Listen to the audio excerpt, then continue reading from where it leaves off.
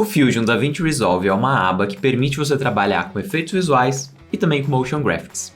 E na atualização do DaVinci Resolve 17, agora ele tem opções de você trabalhar com vetores dentro do seu sistema de nodes. Na verdade, você já poderia fazer alguns objetos que se assemelham com vetores, mas agora eles criaram uma nova categoria de objetos específicas para trabalhar com vetores.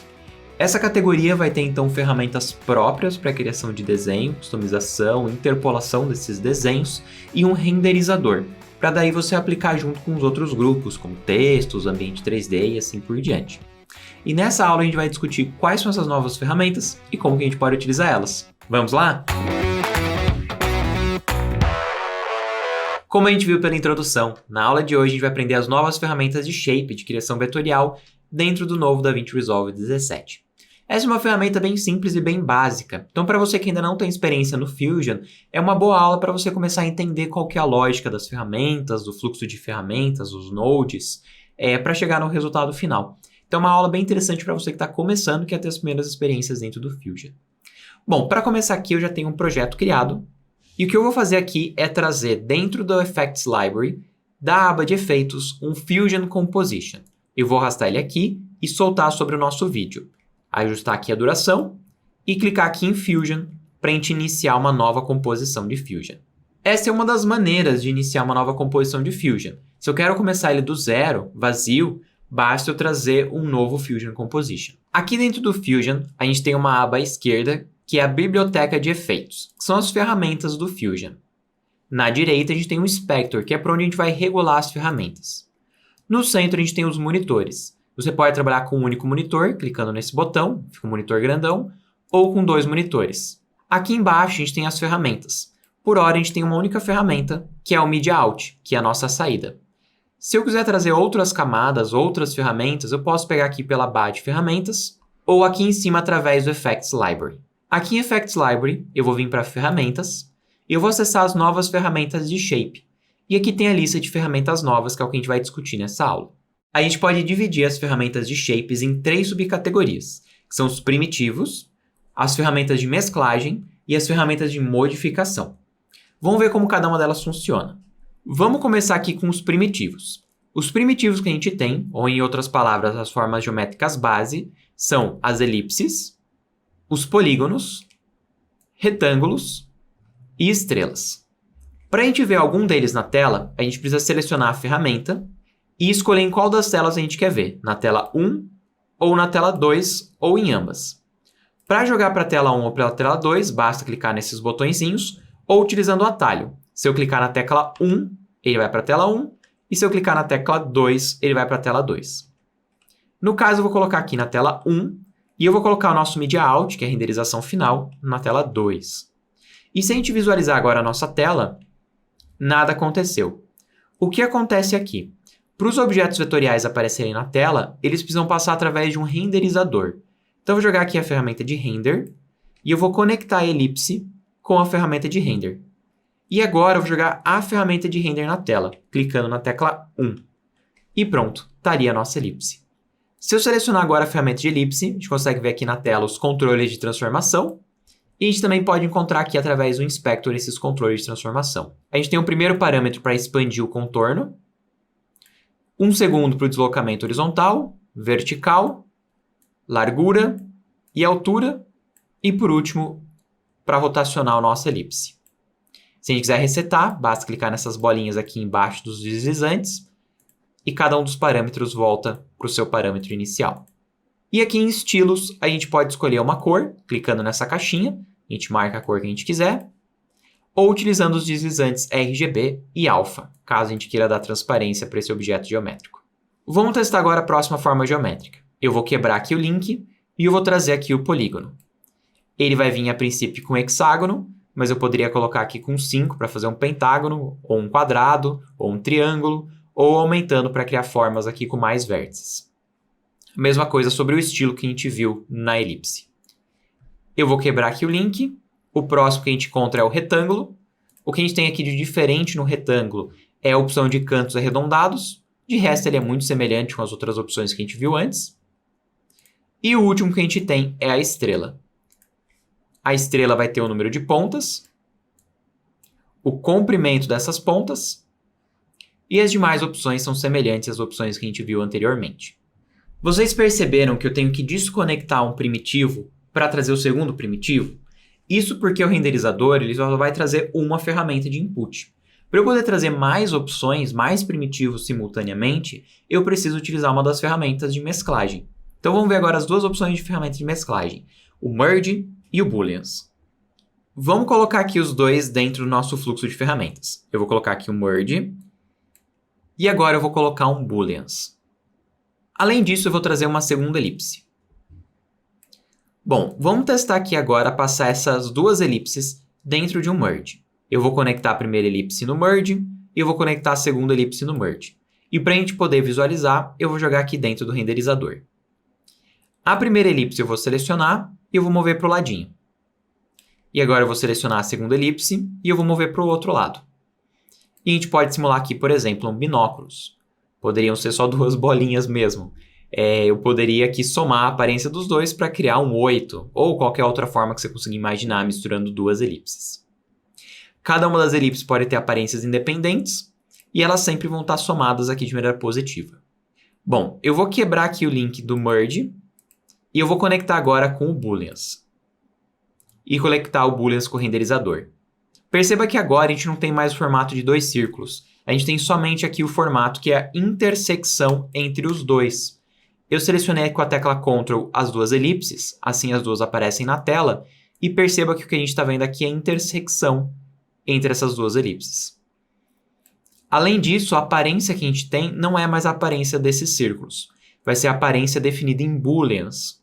Aqui em booleans a gente tem estilo, a gente pode clicar aqui na caixinha de estilo, e daí a gente vai customizar aqui a aparência dentro da ferramenta de booleans. Aqui em controlador, a gente pode escolher se a gente quer a intersecção entre os dois círculos, se a gente quer somar os dois, daí vai funcionar parecido com o merge. Se a gente quer a subtração, então a gente vai subtrair um círculo do outro, a gente pode utilizar essa ideia para fazer aqui um Pac-Man ou uma lua. E o último que a gente tem é o oposto da intersecção.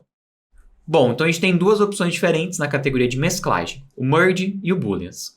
O merge é quando você tem vários objetinhos diferentes e você quer somar todos esses objetos. Cada um tem a sua própria aparência e cada um deles vai ter o seu próprio formato, e aí você mistura aparentemente todos eles. Já o booleans é quando você quer somar esses primitivos para criar um único formato, um único objeto. Então você vai somar as formas para criar uma nova forma, uma terceira forma. Como, por exemplo, o formato de um 8, um binóculos, uma lua ou qualquer outra combinação que você conseguir imaginar. Bom, vamos para a última categoria, que agora são os modificadores. A primeira opção que a gente tem aqui de modificador é um transform. A gente consegue ver aqui o S-Transform, mas deixa eu mostrar uma outra maneira de aplicar uma ferramenta. Eu vou selecionar a ferramenta base, aperto Shift barra de espaço e eu escrevo o nome da ferramenta. Eu quero uma ferramenta S. Todas as ferramentas de Shape começam com S, então eu vou escrever aqui S-Transform, ou pelo menos o começo da palavra, e eu encontro aqui o S-Transform. E aí eu clico em adicionar. E pronto, adicionei o primeiro modificador, que é o transformar. Com o transformar aqui, eu posso mover ele horizontalmente, verticalmente, ajustar aqui a largura, a rotação, e eu tenho também uma ancoragem para definir a partir de onde que vai acontecer a rotação. Eu vou resetar todos os parâmetros, clicando aqui na voltinha de reset, e o que eu quero fazer aqui, na verdade, é diminuir bastante o tamanho. Vamos colocar ele aqui com 10% do tamanho original. E a gente tem agora uma bolinha bem pequenininha. Agora a gente vai adicionar um novo transformador, que é o transformador de grid. O transformador grid permite a gente fazer uma reprodução dentro de uma grade. A gente pode adicionar aqui mais células, tanto na horizontal quanto na vertical, e mudar também o distanciamento entre cada uma dessas bolinhas, cada uma dessas repetições. E pronto, a gente já tem aqui as repetições na tela. Se eu quiser transformar o conjunto da repetição, eu posso colocar mais um transformador na sequência. Eu posso ter um transformador inicial, que vai transformar as bolinhas antes da repetição. Então, por exemplo, eu posso reposicionar aqui antes, e eu posso também redimensionar. Perceba que se eu redimensionar, eu vou manter a grade, e eu vou redimensionar dentro dessa grade. Agora, se eu tenho um transformador após o grid, eu vou estar já processando o grid. Eu criei o grid, e eu vou transformar ele pronto, o grid pronto. Então, se eu mudo redimensionar aqui, eu estou redimensionando a grid e não cada uma das bolinhas dentro da grid. Então, a ordem no qual você vai aplicar o transform vai depender do resultado que você quer. Se você quer que a transformação aconteça antes ou depois dessa grid sendo gerada. Vamos ver o próximo transformador. A gente tem um transformador aqui chamado jitter. O transformador jitter permite você fazer com que os objetos se movam aleatoriamente. A gente pode mover o objeto ou o próprio desenho do objeto. Vamos começar movendo o objeto. Basta aumentar aqui o quão aleatório que eu quero um parâmetro para ele movimentar. Então, em shape X, eu estou movimentando eles dentro do eixo horizontal. E aí ele vai se movimentar aqui aleatoriamente dentro desse eixo. Se eu clicar aqui em play, ó, não acontece nada, tá? Por quê? Ele vai estar aqui dentro do parâmetro no modo fixo. Então, eu estou pedindo para ele se reposicionar aleatoriamente, mas ficar fixo nessa posição. Se eu quero que ele se mova, eu posso colocar em random. E aí, dentro dessa abrangência que eu colocar aqui, ele vai ficar randomicamente se mexendo. Aqui no caso, eu estou usando Shape X, então é só horizontal, mas eu poderia ter também um deslocamento vertical. Eu poderia ter mudanças de tamanho, tanto aqui em X quanto em Y. Tem também a opção de rotação, e tudo isso vai acontecer aleatoriamente. Vamos agora apagar esse jitter. E aí o nosso grid volta ao normal. Vamos testar agora com um objeto primitivo simples a outra opção que ele oferece. Então eu vou trazer aqui o retângulo e eu vou conectar o retângulo com um jitter. E para a gente poder visualizar, a gente precisa jogar ele no renderizador. Então eu vou por enquanto desligar aquele grid inicial que a gente fez e eu vou criar agora um retângulo. Aqui no jitter a gente poderia utilizar a opção de shape, o que ia fazer é que o shape se movimentasse, esse único shape. Então, basicamente, ele move de lugar. Posso deixar aqui ele randômico, mudando de lugar, ou posso deixar ele fixo numa posição aleatória. Mas, além disso, a gente pode mudar aqui embaixo a aparência do polígono, colocando aqui point X offset e point Y offset. Isso vai fazer com que os pontos movam de lugar, e não o objeto como um todo. O que ele está mudando aqui são as âncoras desse objeto. Eu vou colocar aqui em random e se a gente dar um play, a gente consegue ver que agora é o formato que se move aleatoriamente. A gente pode fazer isso com qualquer forma. No caso aqui eu estou utilizando um retângulo, então a gente tem 4 pontos que vão ficar se movendo aleatoriamente, pois é um quadrado. Se eu colocar aqui uma elipse, a elipse tem muito mais pontos. A gente consegue ver que ele fica bem mais aleatório. Porque para a gente ter um círculo, a gente precisa de muito mais ancoragem. Eu vou colocar aqui um pouco menos aleatório, porque eu achei um pouco demais. Mas pronto, a gente consegue ver ali a forma aleatória do círculo. Eu vou deletar aqui o jitter. O próximo que a gente tem aqui na fila é o expand. O expand, como diz o nome, a função dele é expandir. Então, se aumenta e diminui a expansão desse objeto geométrico. Para a gente testar o próximo na sequência, eu vou deletar essa elipse, eu vou voltar para o grid que a gente estava antes, e eu vou substituir o grid por uma outra ferramenta. Deixa eu deletar aqui o grid, e no lugar a gente vai colocar aqui o duplicate. A ideia do duplicate é semelhante, é duplicar o objeto, então eu aumento aqui um número de cópias, e aí eu estabeleço aqui um deslocamento em X e em Y para esse número de cópias. A diferença é que em vez dessa cópia se multiplicar dentro de uma grid, ela vai se multiplicar de acordo com a transformação que você estabelecer aqui em X e em Y e no número de cópias. Você pode restabelecer aqui uma ancoragem também e aplicar também uma rotação a essa transformação. E para cada nova cópia, ele vai somar a transformação anterior. Então, ele vai gradualmente ficando mais intenso de acordo com a transformação que você estabelecer. É possível criar efeitos bem criativos com essa combinação de parâmetros. E vale ressaltar que todos esses parâmetros são animáveis, simplesmente ligando aqui o keyframe e modificando os valores de acordo com o tempo. Bom, vamos agora para o último modificador. Eu vou apagar todas essas ferramentas e eu vou aplicar aqui o Outline. E o Outline vai fazer aqui que o seu formato vire um contorno. Você pode aumentar aqui a espessura e você também pode animar ele para ele se desenhando. Bom, então a gente passou aqui por cada uma dessas ferramentas de Shape.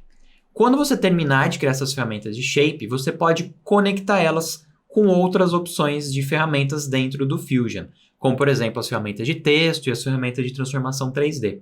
Desde que você pegue esse renderizador e a partir do renderizador você conecte com outras ferramentas, daí utilizando o fluxo de ferramentas necessários para as outras combinações que você vai fazer. Por exemplo, se eu quero jogar dentro do ambiente 3D, daí eu vou utilizar objetos 3D, eu vou ter que utilizar texto 3D e um renderizador 3D. Se eu for conectar com objetos bidimensionais, basta puxar para os objetos bidimensionais a partir do renderizador. Tendo aqui, a partir do renderizador, ele vai considerar que todo aquele conjunto anterior se uniu, renderizou, fechou como uma imagem, e aí você pode jogar essa imagem, que é o conjunto de todos os vetores, dentro do resto dos fluxos de combinações de ferramentas que você for utilizar. Bom, vamos aqui testar isso, vamos combinar isso, esse vetor, com outras opções de ferramentas. Eu vou começar aqui resetando tudo, e vamos começar aqui do zero. Eu tenho aqui só o Media Out, por enquanto, saindo aqui fora. A gente sabe que a gente precisa de um renderizador, então vou jogar aqui o renderizador, e eu vou jogar o renderizador na tela 1. Eu quero aqui um retângulo, e junto com esse retângulo, eu quero também um outline, porque eu quero só o contorno desse retângulo. E eu vou conectar esse retângulo com o outline. E agora eu vou conectar ele com o renderizador. Muito bem. E eu quero fazer dentro desse retângulo um texto. Então eu vou trazer aqui a ferramenta de texto, e eu vou juntar o renderizador com a ferramenta de texto utilizando o merge convencional, uma mesclagem não de vetor, mas uma mesclagem do ambiente 2D padrão do Fusion. Para isso, eu posso pegar esse renderizador e arrastar para a saída do texto. Ele automaticamente vai criar um merge e conectar os dois. E agora eu posso conectar o merge com o nosso Media Out. Eu vou selecionar aqui a ferramenta de texto e eu vou escrever aqui um texto. E pronto, a gente já tem ali o nosso primeiro texto. Agora eu vou selecionar o retângulo e eu posso transformar esse retângulo. Vamos mudar aqui a altura dele e a largura. E aí ele vai ficar aqui certinho em volta do nosso texto. Se a gente quiser modificar o texto também, a gente seleciona aqui a ferramenta de texto e a gente pode customizar a fonte, a aparência, o que mais a gente achar aqui interessante. Eu vou trocar aqui a fonte. Conforme a gente vai passando o mouse, a gente já consegue ver ele atualizando ali na tela, o que ajuda a gente a encontrar a fonte ideal para a composição que a gente estiver criando. O que eu quero aqui é uma fonte mais quadradinha, com menos cantos arredondados, mas sem serifa. E aqui embaixo a gente tem várias outras configurações. Eu quero aumentar aqui o espaçamento entre as letras e aumentar também o tamanho. E agora eu vou ter que reajustar o nosso retângulo. Então eu vou selecionar aqui novamente o retângulo e ajustar aqui a largura e a altura. E muito bem, a gente já tem a nossa primeira composição, misturando o vetor com o texto. Eu vou trazer agora um segundo texto, vou trazer novamente a ferramenta de text, e aí eu quero mesclar este merge com esse text. E para a gente visualizar, a gente vai jogar ele lá no Media Out. E nesse segundo texto eu vou colar o subtítulo da marca Ambre. Então eu vou selecionar aqui a ferramenta de text, vou clicar aqui e vou colar o nosso subtítulo. Vou controlar aqui o tamanho e eu vou mover ele para ele ficar embaixo do retângulo. E pronto, a gente já criou a nossa composição. Se a gente voltar aqui na aba de edição, a gente já consegue ver essa composição junto com a nossa imagem de fundo. A gente então aqui passou por todas as opções disponíveis das ferramentas de shape de vetor do Fusion e ainda brincamos com o texto também para montar uma composição. Para a gente fechar esse exercício, vamos fazer também uma animação? Bom, a gente vai voltar ali para dentro do Fusion para a gente fazer a nossa animação. Eu vou desligar aqui a segunda tela, ficando com uma tela só, porque a gente não vai precisar de duas aqui para animação. E aqui embaixo, para a gente ter um pouco mais de organização, eu vou mudar alguma das propriedades aqui das ferramentas. Eu vou vir aqui em Opções e eu vou colocar a opção de Orthogonal Pipes. Assim, em vez deles ficarem com ângulos, eles sempre vão ficar retinhos. Eu acho assim mais organizado. Além disso, eu vou vir aqui em Organização de Ferramentas e eu vou pedir para elas travarem numa grid, numa grade. E por último, eu vou vir aqui em Line Up All Tools. E aí ele vai organizar todas essas ferramentas na grade. Agora elas não ficam mais soltas, elas vão se encaixar de acordo com uma grade e as conexões vão ficar ortogonais. Em outras palavras, assim, com esses direcionamentos retos. Eu acho que assim fica bem mais organizado, fica mais visual, eu prefiro sempre manter aqui as nossas ferramentas organizadinhas. Então, basicamente, a gente tem aqui, na primeira linha, o retângulo, na segunda linha, o texto 1 e na terceira linha, o texto 2. E aí tudo se conecta no Media Out. A gente pode pensar basicamente como se fossem camadas, a camada 1, a camada 2 e a camada 3, todo mundo chegando no Media Out. Vamos agora começar a animação. Eu vou começar aqui pelo retângulo. Eu vou vir aqui com o cursor no começo do tempo e eu vou fazer com que esse retângulo comece aqui desligado, sem nenhum desenho. Para a gente fazer isso, a gente vai ter que vir, na verdade, no Outline. E aqui no Outline, a gente vai animar a opção de Length. E eu vou diminuir ele até 0, que vai ser ele começando aqui como um único pontinho. E eu vou ligar agora o Keyframe. Basta clicar aqui no losango. E agora a gente precisa deslocar no tempo. A gente consegue ver aqui embaixo o início e o final dessa composição. E aqui do ladinho o frame atual no qual a gente está. Eu quero andar aqui 12 frames, que é mais ou menos meio segundo. E eu vou movimentar aqui o Length até ele completar 100%. E se a gente voltar aqui com o cursor, a gente já consegue dar um play para assistir. Se vocês observarem, aqui tem o marcador do keyframe. Aqui é o keyframe que a gente acabou de criar. Tem um primeiro keyframe inicial lá no começo, que é o primeiro keyframe. Eu vou voltar aqui o início da timeline para o tempo 0. E aqui o segundo keyframe. Se a gente quiser customizar a duração, a gente vai ter que trazer aqui um outro painel, que é o painel de Keyframes. No painel de Keyframes, a gente consegue ver todas as camadas que a gente tem, e dentro dessas camadas a gente consegue ver também os keyframes que a gente já criou. Então a gente tem aqui a camada do retângulo, do outline, o renderizador, o merge 1, o merge 2, o texto 1, o texto 2 e o media out. Dentro deles vão ter as animações que a gente já criou. No caso, por hora, a gente só tem do length do outline 1. E aqui está o início e o final. Se eu quiser reposicionar, basta eu vir aqui, clicar no pontinho para arrastar. E a gente pode reposicionar aqui os keyframes.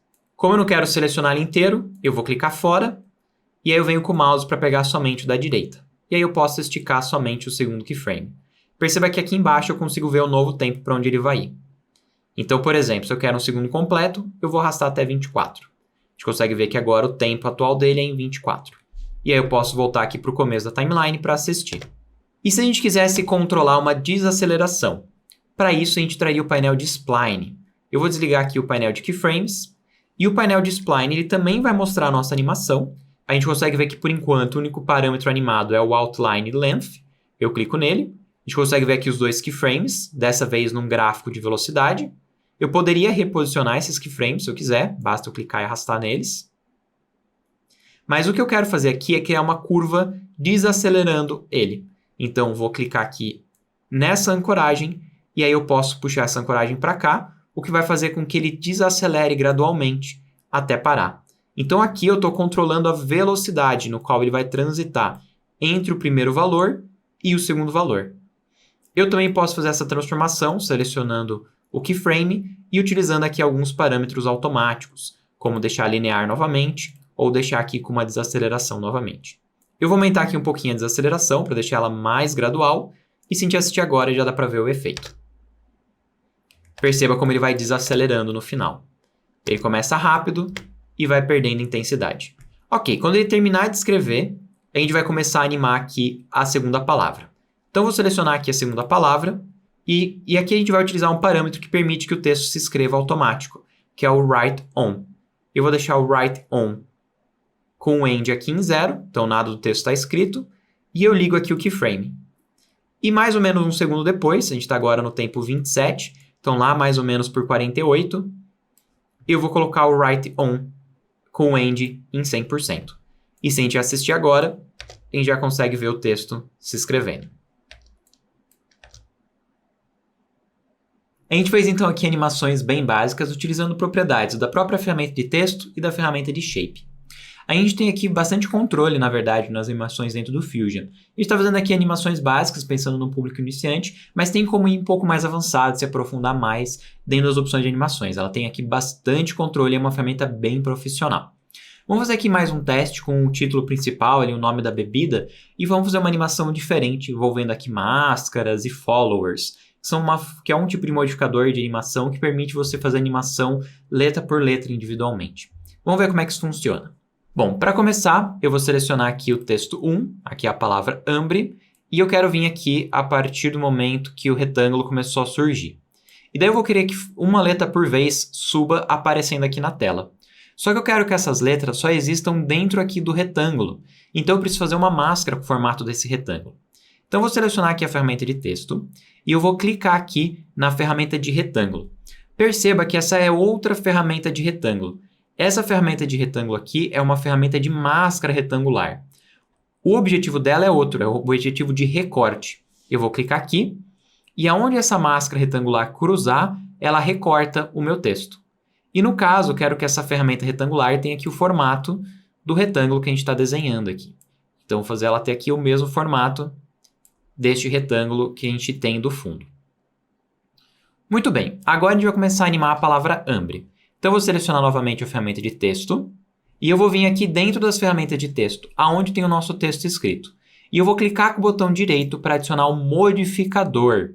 O modificador permite alguns controles avançados de animação. E eu vou colocar o modificador Follower. E aí a gente precisa vir aqui na aba de modificadores. Aqui a gente tem várias categorias. A primeira categoria é o Timing. Vai determinar o timing, o tipo de animação.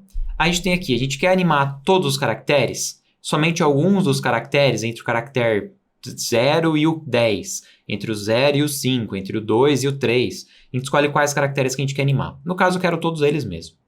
Ordem da animação, quero da esquerda para a direita, na ordem de leitura.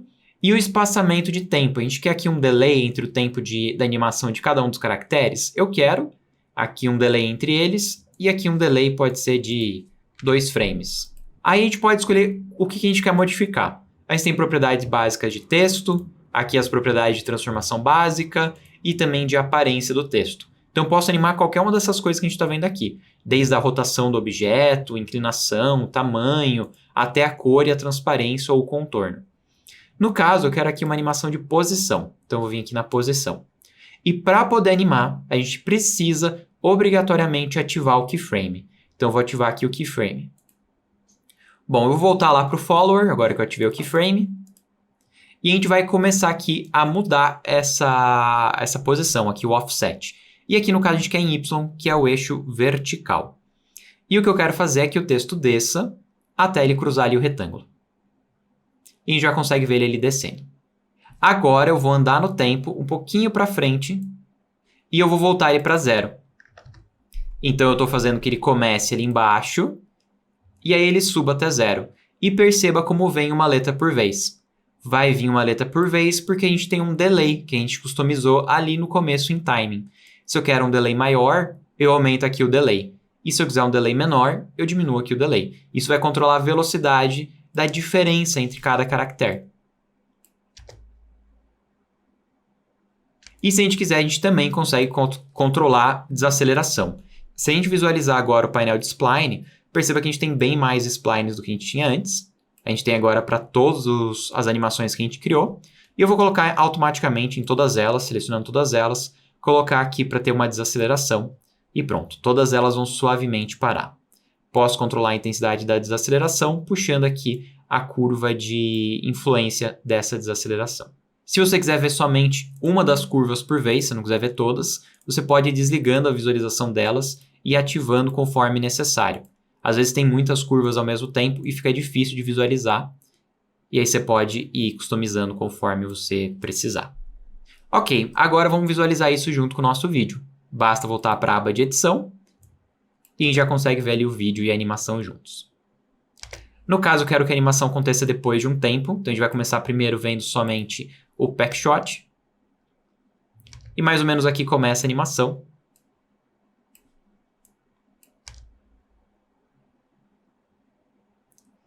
E aí eu queria que ao mesmo tempo que essa animação começasse, o fundo desfocasse.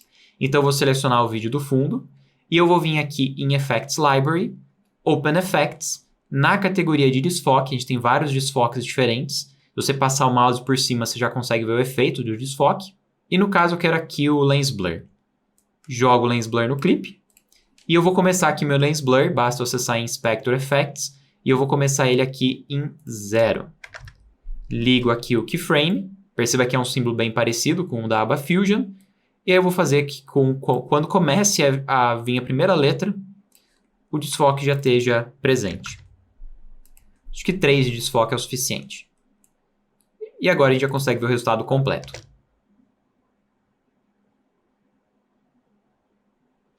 O playback pode ficar um pouco lento por causa que o Fusion não é rápido de processar. E a gente está processando o Fusion junto com o fundo e ainda mais a captura de tela que eu estou gravando aqui o exercício. Então é bastante coisa para processar ao mesmo tempo.